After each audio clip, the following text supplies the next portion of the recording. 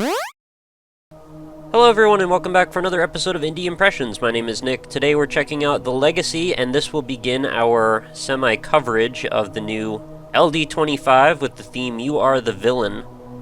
So The Legacy, the one we're looking at today, this is by the same developer who made Lasting, and if you remember that was that very kind of horrifying endless romp through pixelated corridors that looked kind of like interiors of buildings, and there was like an awful pixelated guy that wanted to kill us. We don't know why, but we needed to collect discs. So this is a pretty vast departure. I mean, not entirely vast, but, you know, look at it. It's completely open. We're not claustrophobic here at all. And we've got a very interesting aesthetic here. Everything's sort of flashing with a red and blue edge to it, which sort of looks like you're supposed to be wearing 3D glasses. I don't think we're supposed to be wearing 3D glasses, but I wonder what would happen if we were. Sort of reminds me of the polar opposite of Photonica. If you remember, that was that running game that everything had a sort of a dark aesthetic with white wireframes and vertices everywhere. Kind of a cool look, though. Very minimalist, but enjoyable nonetheless. So this was, since it was for the LD competition, this was done in 48 hours. And I have no idea as to exactly what to expect from it, but I do know that the theme being You Are the Villain, that should have something to do with it. So I'm just sort of looking around for anything that deviates from this endless line of trees. Oh, we got some people over there, it looks like. It's like groups of them. I wonder if we could walk in any given direction. Oh, we can sort of vaguely see the starting point out of the corner of our eye there. It's an odd effect that goes on that seems to be like fog. Oh, did I just get an... There's like a little audio cue, sort of like in Proteus going on. An uncharacteristically happy little flute thing playing. Oh, are those not... Are those people? What are they? They look like people. Sort of like alien people, though. Oh, they're bowing their heads. I wonder what that's about. Can I talk to you guys? What are you doing? Hey. We don't seem to have any controls, though. I mean, there's just, you know, walk and look. There's no interact. So I guess that's the end of that. I don't remember which direction I started out in, so I guess I'll just walk towards this group of people, or whatever they are.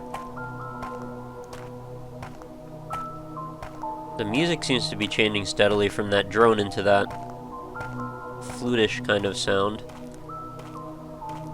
There's less, oh, there's another group here. It seems to be 4, though, instead of 5. What's up with you guys? What are you doing? So how are we the villain? That's what I'm curious about. Oh, there's no trees over here at all.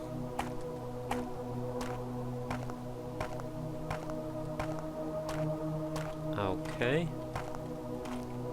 Maybe I don't want to go that way then. Endless white void awaits. I'm checking to make sure I'm not missing like a run button or something, because just in case we could be going faster. I don't want to bore you guys to tears looking at these trees. So what do we think about this look? I mean, the look is cool, but is it too sparse? I mean, it seems like it's kind of interesting, but I feel like I need a little bit more, too. There's a bigger group over here. Alright, so it looks like, you know, there's still some bugs. This is a game that was made in 48 hours, so I'm not going to be completely upset about that. But yeah, we had a crash. I don't know exactly caused it. I was looking around at those guys, and then all of a sudden, bang. Out to the desktop. Such is life. We'll get over it. So let's walk back into the fray here, see if we can find something different or make any kind of extrapolations about what changed from the first to the second play, if anything. Because I don't actually know if this game is generated on the fly or what. Seems to be the thing nowadays, though. Like, everybody who's anybody is making games that are procedurally generated. Not that I have a problem with that, it's actually quite a great thing, and I love the pervasiveness of it. I mean, it gives so much more replay value to games that may not have had it. Imagine if Spelunky was just a straight-up platformer like Mega Man or something, and every time you played it, it was exactly the same. I don't think we'd be playing it for as long as we have been. Alright, so it doesn't take very long to get back to where we were, at least somewhere like that. I'm gonna guess this is the same grouping. I mean, I feel like roughly like we're in the same sort of space, but I can't say that with any certainty. There's absolutely nothing off in this direction, so what do we need to do? Just keep looking around here? I'm kinda lost. These two guys are just staring down each other, it looks like. Oh no, they're slightly offset.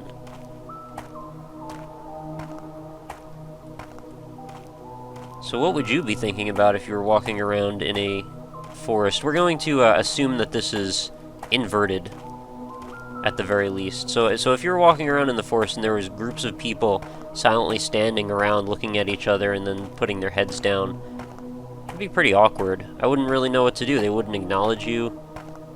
I mean, you could talk to them, you could try and shove into them, they don't do anything. That'd be creepy. Makes you wonder if maybe you're a ghost, or maybe this is a dream.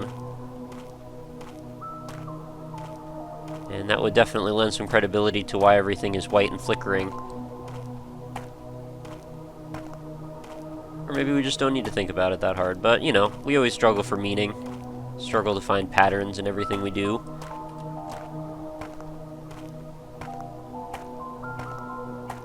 I wonder if this audio cue is supposed to be leading me toward wherever I'm supposed to be going. Like, if it keeps going on and on and on, maybe I need to search for that point.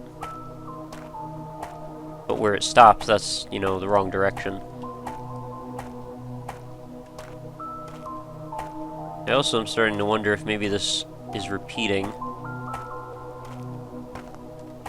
That's something that drives me nuts in video games, when you can't tell if the place you're going through is really the same place or not. And you can just loop through it over and over again, and then you come to find out later on you've just been wasting your time. It's something you don't tend to run into in everyday life too often. It's a unique problem of being involved in video games. This is different. What did I do? I just needed to walk around for a certain amount of time, maybe.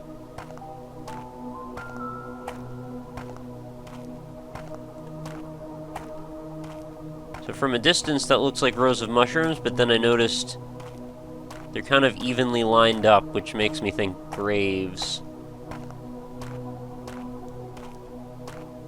Alright, well, now I'm thinking probably it was timed.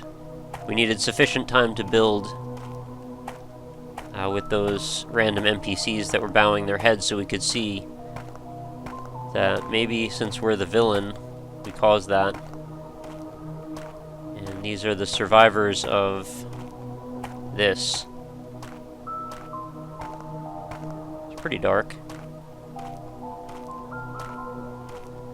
Interesting contrast going between this cheerful, sort of whimsical little, I don't know what to call it, just like a riff, a loop playing on in the background versus what we're looking at, which is definitely on the dark side. Makes it a little bit more impactful, maybe a little bit more somber, and we have something creeping in now into the audio. It's like a light rattling, static kind of sound. I'd be very disappointed if we go for a jump scare or something at the end of this.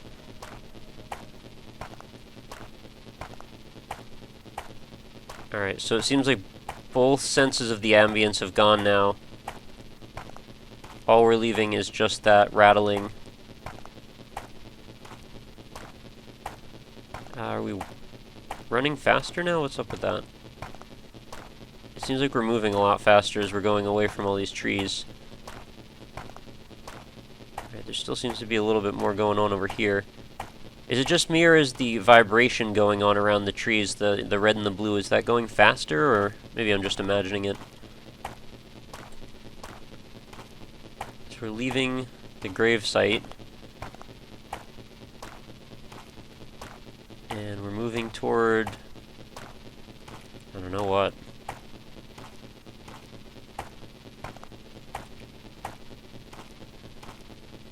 So I've heard there's people that have a fear of completely open spaces like this. I mean, there's a phobia for pretty much everything, but I imagine something like this would be quite terrifying if you're in that position. You can't find the ground, you can't find the sky. There's not even a horizon. It's just a couple little points to focus on. Think of the desperation if you were in that position and you were teetering out of being able to see anything to keep your own perspective. How scary that would be if you were getting pulled away from the last object you could see on the landscape, and it's receding into the distance, and eventually you're just not going to be able to see it anymore. And knowing that if you just turn yourself in a circle, you won't have any idea where to go anymore to find it. That's a new type of horror that I don't think I've thought of before. But that's what we do on Indie Impressions. We look for new and exciting ways to torture our minds, apparently. So I do want to kind of make a habit of checking out all these LD games each cycle when they come up. I can't guarantee that I'm going to do it each time, but it seems like every cycle there's like another between 5 and 20 new, exciting, interesting type of things to look at, and I'm all about the experimental and the cutting edge of what people are doing as individual indie developers. So I think really the LD games are kind of where it's at for this channel, at least. But again, no promises, because I have gone through a couple of these, and I've found like 2 games in about 40 pages that look like they'd be interesting to look at for the show. Oh, I think we're back at the beginning. What just happened there? Well, we're approaching the past, so maybe we need to wrap this episode up. Or maybe it's just going to get dark. It'd be cool if it got dark and then all the trees lit up white. Just flip the whole scope around. So we went on a tour, came in a circle, and now we're back where we started. And that tree is floating. Good game.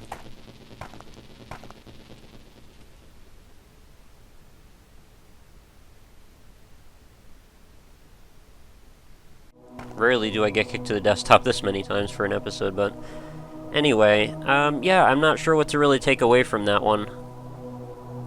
Kind of a cool journey. I mean, it's sparse for sure, there's not a ton here, but it's one of those experiential, experimental, like heavily visually driven ambience type of games.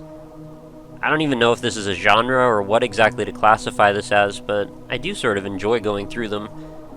I mean, it's cool to think about what each individual person can bring to an experience like this. I mean, it's so heavily drawn on what you know as a person, and it sort of exploits some of those little things that you might forget about, you know, as visual creatures, that we have these patterns that we recognize, and things like, you know, seeing gravestones or seeing people standing in a circle. There's such little subtle cues at moments that we might have not really given much thought about as far as how we encapsulate that in the bigger picture of things.